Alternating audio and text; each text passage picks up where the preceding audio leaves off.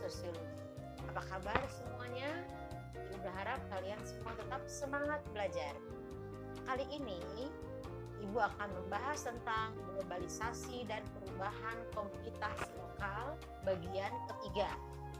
Nah, bagian ketiga ini berisi tentang gejala globalisasi yang ada di Indonesia. Kita masuk yang pertama. Apa saja gejala globalisasi yang ada di Indonesia? Yang pertama adalah bidang ilmu pengetahuan dan teknologi. Kemajuan ilmu pengetahuan itu selalu diikuti oleh kemajuan teknologi. Hal ini terbukti dengan banyaknya penemuan bidang teknologi guna memenuhi kebutuhan hidup dan melakukan berbagai aktivitas. Contohnya, penemuan telepon. Nah, dahulu sebelum ada penemuan telepon, orang berkomunikasi cukup sulit. Tetapi dengan adanya ilmu pengetahuan, maka teknologi itu mempermudah, seperti penemuan telepon tadi. Yang berikutnya adalah penemuan alat transportasi. Ditemukannya alat-alat transportasi yang canggih ini dari kemajuan ilmu pengetahuan dan teknologi. Nah, seperti halnya dengan pesawat, seperti yang ada di Indonesia, Pak B.J. Habibie almarhum, dia menciptakan rumus strike. Nah, ini mempermudah sekali di dalam penciptaan teknologi alat transportasi. Yang ketiga, penemuan peralatan kantor. Nah, sekarang peralatan kantor sudah semakin canggih kita temui, mulai dari komputer, laptop, kemudian ada anjungan tunai mandiri dan sebagainya. Yang berikutnya, pemanfaatan sumber-sumber energi. Kalau tidak ada ilmu pengetahuan dan teknologi, maka sumber-sumber energi yang ada tidak dapat dimanfaatkan secara maksimal.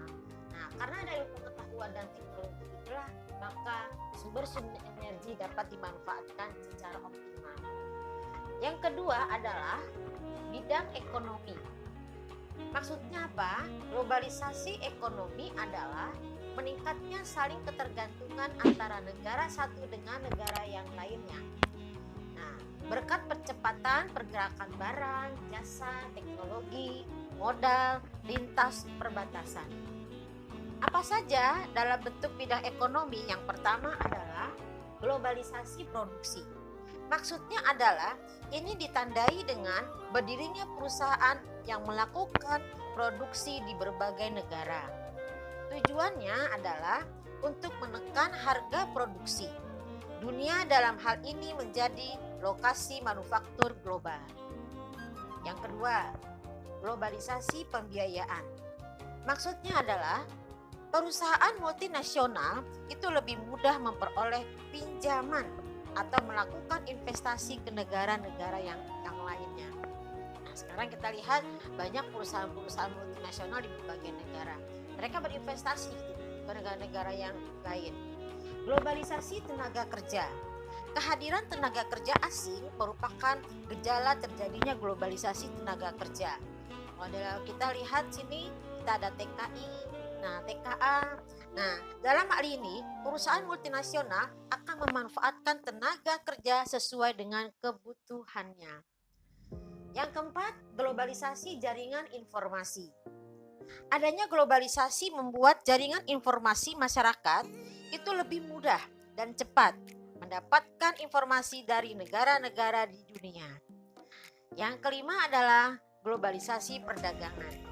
Globalisasi perdagangan ini terwujud dalam bentuk penurunan dan penyeragaman tarif serta penghapusan nota non-tarif sehingga kegiatan perdagangan dan persaingan menjadi lebih mudah. Oke, selanjutnya adalah lanjutan dari bidang ekonomi. Bagaimana globalisasi di Indonesia? Kita lihat yang pertama, upaya yang dilakukan di Indonesia menghadapi globalisasi ekonomi.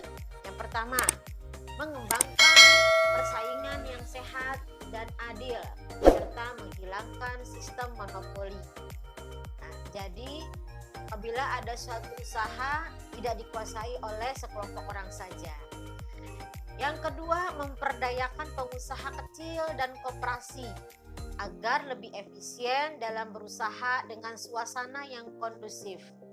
Kita lihat di sini ada lambang koperasi ya berubah, kemudian mengembangkan hubungan kemitraan yang saling mendukung dan menguntungkan antara koperasi, swasta dan BUMN. Ibu ambil contoh di sini ada warung kecil yang ada di sekitar kita. Nah, ini merupakan usaha kecil. Nah, mari kita sama-sama untuk membantu belanja di warung tetangga.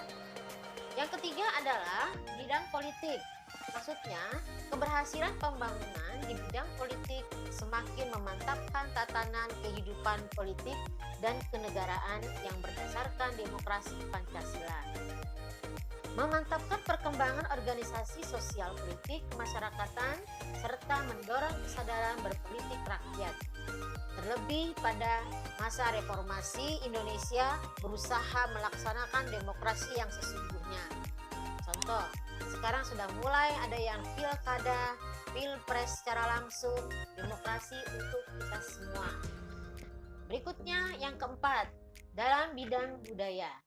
Globalisasi budaya telah meningkatkan kontak lintas budaya, peningkatan interaksi kultural melalui perkembangan media massa, terutama televisi, film, musik, dan transmisi berita internasional.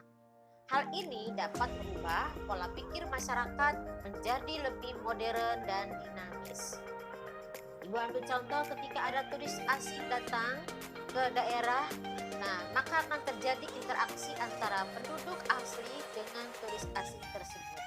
Sedikit banyak mereka akan saling mempengaruhi. Misalnya bahasanya, budaya, dan tentu mereka saling mempelajari satu sama lain. Selain itu juga dapat juga melalui kunjungan turis-turis antar negara. Misalnya turis antar negara datang ke Candi Borobudur misalnya, ya, yang ada di Indonesia. Mereka juga bisa melihat bagaimana kondisi budaya yang ada di Indonesia. Yang kelima itu bidang agama. Bagaimana globalisasi di Indonesia di bidang agama? Globalisasi di bidang agama ini lebih terfokus pada aplikasi kekinian tanpa melanggar akidah norma. Ya, akidah norma agama tentunya. Misalnya di handphone atau di gadget ada tentang ya kitab-kitab suci. Misalnya ya di sini aplikasi Al-Qur'an, kemudian juga ada ceramah-ceramah agama. Nah, selain itu juga globalisasi juga memicu penganut agama untuk memahami, menghargai penganut agama lain dalam konteks toleransi, sehingga tercermin kehidupan yang harmonis. Kalau kita lihat globalisasi secara keseluruhan dalam bidang agama, itu bisa tercermin atau terlihat dalam misalnya bidang agama ini ketika melaksanakan ibadah haji. Semua orang dari berbagai negara itu hadir. Nah, itu juga termasuk globalisasi dalam bidang agama. Oke, to be continue. Salam semangat dari Ibu. Assalamualaikum warahmatullahi wabarakatuh.